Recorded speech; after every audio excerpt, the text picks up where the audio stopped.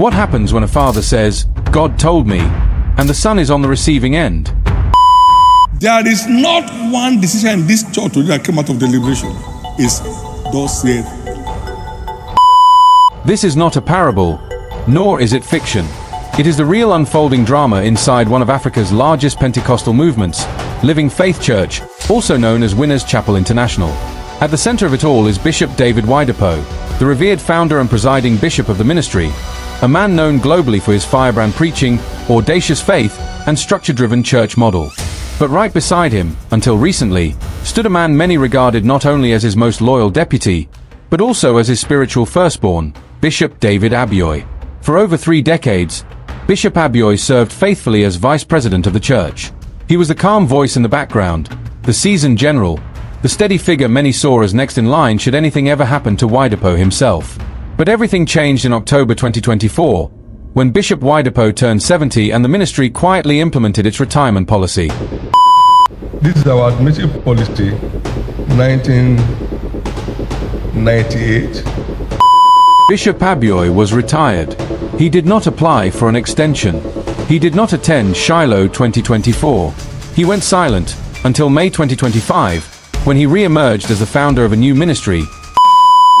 The name Living Word Conquerors Global Assembly. Living Word Conquerors Global Assembly. Now, just a month later, a church memo dated June 2, 2025 has emerged, reportedly signed by Church Secretary Oyedepo Abioye, and carrying the weight of Bishop Oyedepo's authority. The memo subtly bans living faith pastors from attending any programs hosted by retired or former pastors of the commission, including, as many now interpret, Abioye. What's more, Oyedepo has now come out to clarify, it was God's instruction. There is not one decision in this church today that came out of deliberation. It's thus saith. The controversial memo. Let's break down this now viral memo that has rocked the living faith community.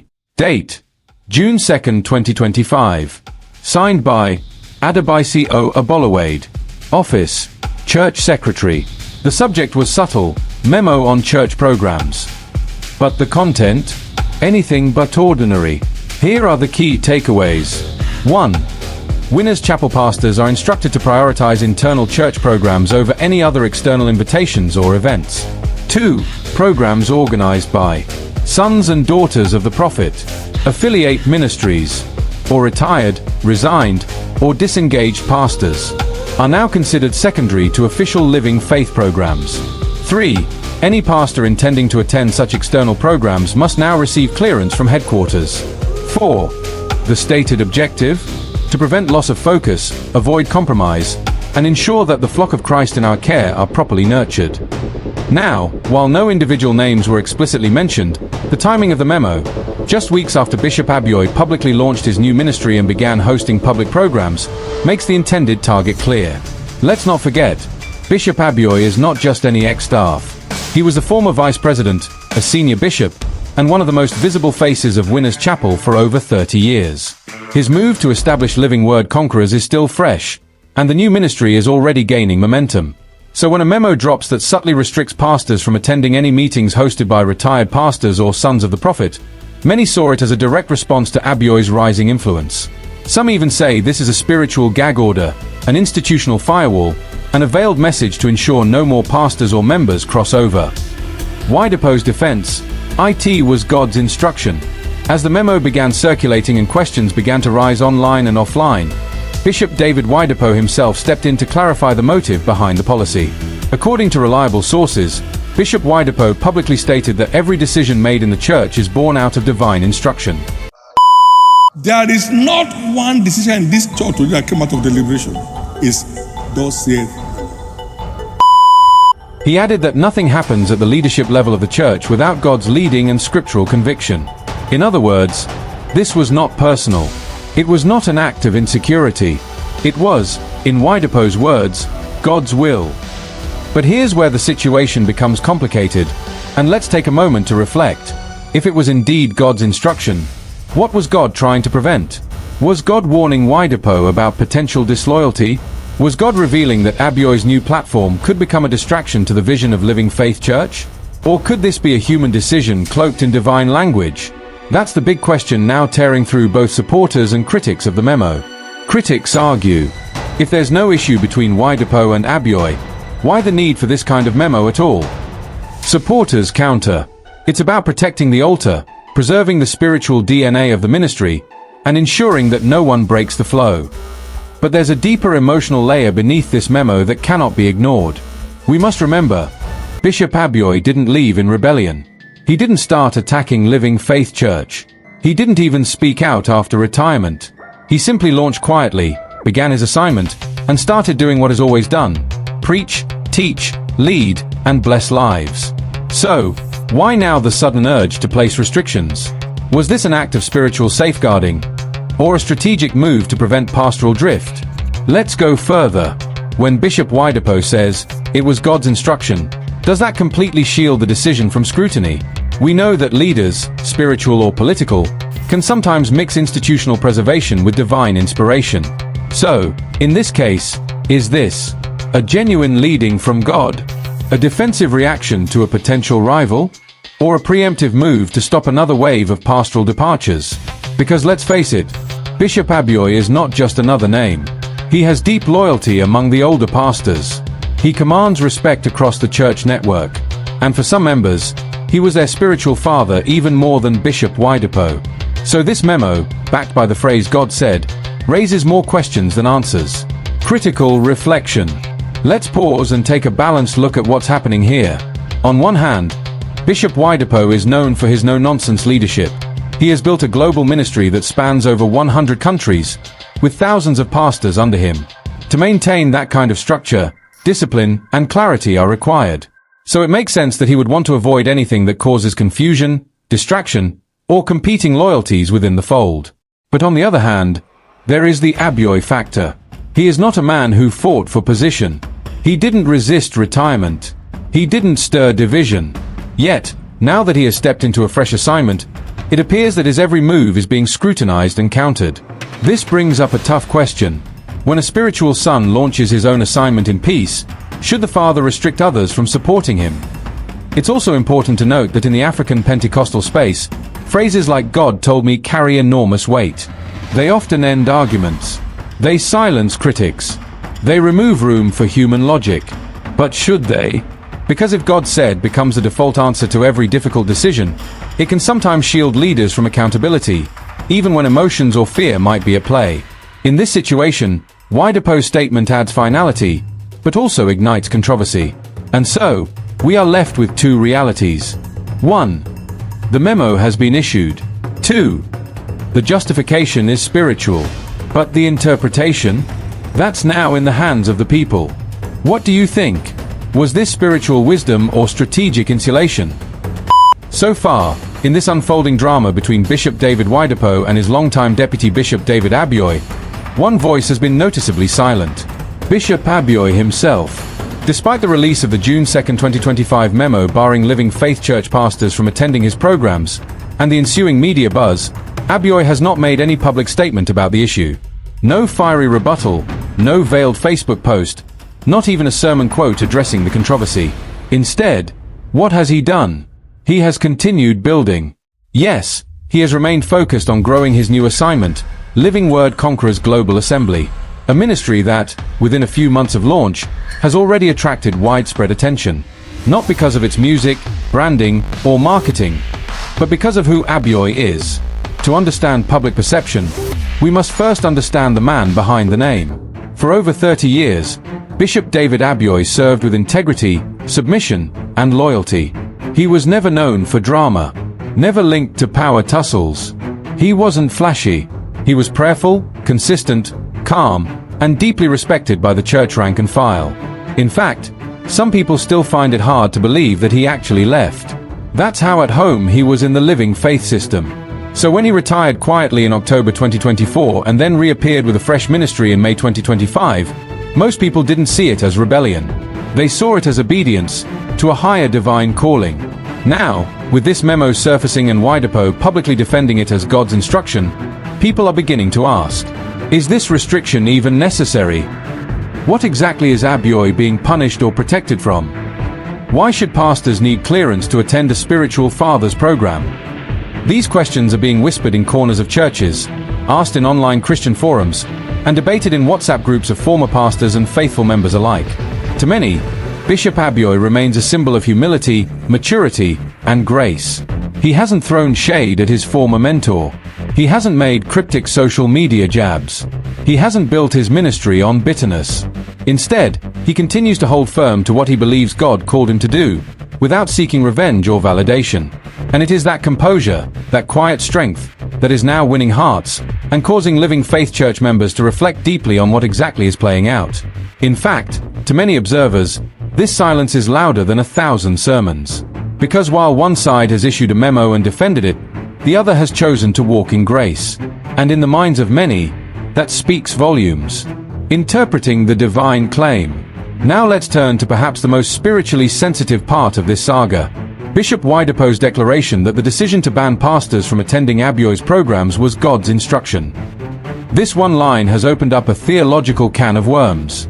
Let's break it down. First, what does it mean when a leader says, "God said"? In Pentecostal Christianity, especially within African charismatic circles, "God said" carries incredible authority. It is often the final word. It ends debates. It seals decisions. It discourages questioning. But here's the challenge. How do you test what God really said? Let's explore three major tensions this divine claim has triggered. Can God's voice be used to shut doors to former sons? If indeed God instructed that pastors should not attend Abioye's programs, then we must ask, is God against the programs of a man who served faithfully for 30 years? Is God telling the father to isolate the son, or protect his house? Is this God's way of drawing boundaries, or is it man's way of preserving influence? In the Bible, we see Paul and Barnabas separate over disagreement, but both continued serving God and building the kingdom. Their split wasn't painted as rebellion. It was seen as a different direction. Could that be the case here? Did God actually instruct Oyedepo to stop his pastors from fellowshipping with Abioye? Or is this a protective policy framed as a prophetic one? Is this protection or control? Many have interpreted the memo as a form of pastoral control, an attempt to keep people in line, especially at a time when loyalty is being tested. Think about it. Bishop Abioye is not just any preacher. His style, tone, and even theology mirror that of Winners Chapel. So if he begins to gather momentum, he could naturally attract both pastors and members who are still very loyal to him. That's not necessarily rebellion. That's just relational gravity. So now, some wonder, is this memo a spiritual instruction, or a form of preemptive insulation? In other words, is this God telling the house to guard its oil, or man trying to protect his legacy? Because the language of the memo is clear: loss of focus, compromise, and flock protection. But those terms can mean many things depending on who is reading. And that's the danger of using spiritual authority to make sensitive institutional decisions. It often blurs the line between divine instruction and emotional reaction. What happens when spiritual authority and human emotion mix? Let's be honest, spiritual leaders are human. Even the best of them can sometimes feel threatened, wounded, or protective of what they've built. It's natural. It's human. But when that natural instinct is covered with the phrase "God said," we risk turning emotion into doctrine. Now, let's be fair. Bishop Oyedepo has a long track record of divine accuracy and spiritual discipline. His ministry has produced millions of testimonies. He is not a man known for erratic decisions. But even that doesn't mean every administrative policy is always free of sentiment. In fact, the most spiritually mature leaders are those who can say, "This is my judgment," not necessarily a word from God. So when he says "God told me," the public begins to ask, is this really about divine insight or pastoral insecurity? Is this about the church's purity or the leadership's authority? Can God be invoked to validate every difficult decision? At the end of the day, this is not just a battle of memo versus silence. It's a moment that calls for deep discernment. We must be careful not to idolize men or demonize them, but rather to test every spirit, weigh every instruction, and remember, even spiritual giants are still humans walking by grace. So when Oyedepo says God instructed us, we must ask respectfully, what kind of God would cut off a faithful son without rebellion? What message does this send to future leaders who serve with loyalty? And most of all, can this be a kingdom move if it divides the kingdom? Impact on the body of Christ. In every unfolding church issue, especially when it involves respected leaders, the ripple effects go far beyond the men involved. This isn't just about Bishop David Oyedepo or Bishop David Abioye anymore. It's about how the body of Christ interprets, reacts, and evolves in the face of internal conflict. Let's take a deep look at how this affects key groups in the Christian landscape. 1. For pastors. Obedience versus honor. For many living faith church pastors, this memo has placed them in a spiritual dilemma. On one side, they have institutional obedience, clear instructions from the headquarters demanding loyalty, structure, and alignment. On the other side, they have spiritual honor, years of being mentored, trained, and fathered by Bishop David Abioye. It's like asking a son to choose between the house that raised him and the house that commands him. What happens when a pastor owes his rise in ministry to Bishop Abioye's mentorship, yet is now being told not to associate with him? What does that do to loyalty, gratitude, and spiritual fatherhood? Some pastors may obey in public, but their hearts remain torn in private. Some may quietly distance themselves from both camps, avoiding involvement altogether. Others may begin to question the balance between corporate loyalty and divine relationships. And that, right there, is where damage begins to spread. Because when spiritual fathers are placed on opposite sides, sons become casualties. 2. For church members. Confusion and division. The members, oh yes, the members, are watching too. And let's be clear, the average churchgoer is not spiritually blind. They see the body language. They notice the subtle tensions. They hear the silence from Abioye and the strong defense from Oyedepo. They observe which pastors no longer mention the other name. And the result? Confusion, division, and eventually, exit. Some loyalists to Bishop Abioye may quietly shift allegiance, especially if they feel the treatment is unfair. Others may stay in Winners Chapel but carry questions in their hearts that never get answered. Still others may become disillusioned altogether, wondering how two of Nigeria's most respected spiritual leaders could go separate ways without clarity or peace. Let's not forget that church members are humans too, with emotions, memories, and loyalties. They've seen both bishops on the same stage, preaching the same word, casting the same vision. And now, a line has been drawn. The body of Christ bleeds, not from war, but from confusion. 3. For Bishop Oyedepo's legacy. Fuel for succession debates. Finally, let's talk about the legacy impact. Bishop Oyedepo is no ordinary leader. His global influence, his decades of impact, and the sheer magnitude of Winners Chapel make his every move monumental. But let's be honest, the retirement of Bishop Abioye, his longtime right-hand man, followed by this restriction memo, has reignited the debate about succession. Many believe that Abioye's peaceful removal was part of a broader transition plan for Oyedepo's biological son, David Oyedepo Jr. Though the senior bishop denied any nepotism, the optics still raise eyebrows. Now that the one man who many thought would naturally take over has launched his own ministry, the questions only grow louder. Was Abioye quietly pushed out to make room for the bloodline? Did Oyedepo underestimate the impact Abioye's exit would have? And is this ban a way to secure loyalty around a new center of authority? These are not accusations. They are reflections happening in the minds of thousands. Because succession in ministry is one of the most delicate transitions in any spiritual movement. And when it's not handled transparently, it leads to splinters, suspicions, and sometimes, schisms. And Bishop Oyedepo, a man known for structure and foresight, may now be facing the unintended consequence of control over connection. Let's recap this sobering chain of events. A faithful deputy, Bishop David Abioye, retires quietly in October 2024 after 30-plus years of service. He declines to extend his tenure, skips Shiloh 2024, and spends time seeking God. 6 months later, he launches a new ministry, Living Word Conquerors Global Assembly. And then, on June 2, 2025, a memo emerges from the Winners Chapel headquarters. That memo prohibits pastors from attending his programs without clearance, calling them secondary and potentially causing compromise. Bishop Oyedepo then publicly says, "This is God's instruction." Meanwhile, Bishop Abioye remains publicly silent, yet continues to rise. And now, the public is watching, and the body of Christ is reacting. So what are we to make of all this? Was the memo a genuine act of divine obedience, or a calculated form of protection? Is this truly about kingdom order, or a reaction to growing influence outside the house? Should former spiritual sons be honored or isolated when they launch out? And when God is invoked in church policy, Who confirms the voice? These are not small questions. They cut to the core of church leadership, succession, spiritual authority, and the health of the body. We are not here to take sides, but to invite deep thinking. Because one thing is clear. This is no longer about two men. It's about the kingdom. So now, we turn the mic to you. What do you think? Is Bishop Oyedepo right in enforcing this restriction? Or is this a fear-driven response to a growing ministry outside the fold?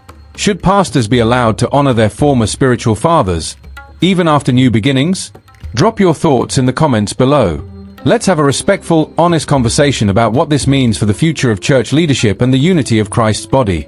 Because at the end of the day, unity is greater than rivalry, and obedience is better than image. May God lead His church with truth, with grace, and with peace.